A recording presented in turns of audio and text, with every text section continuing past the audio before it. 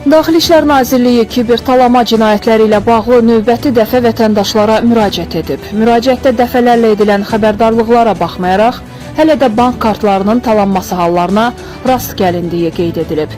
Son 24 saat ərzində baş verən bu tipli hadisələrin təhlili onu deməyə əsas verir ki, əksər epizodlarda zərər çəkənlər oxşar üsul və vasitələrlə aldadılıb. Əvvəlcə mülayim və inandırıcı səslə özünü bank işçisi kimi təqdim edən şəxs tərəfindən zəng olunur. Sizi öz yalanına inandırandan sonra bank hesabınıza müdaxilə edildiyini, pulunuzun təhlükə altında olduğunu bildirir. Kömək etməsi üçünsə kartın üzərində olan 16 rəqəmi istəyir.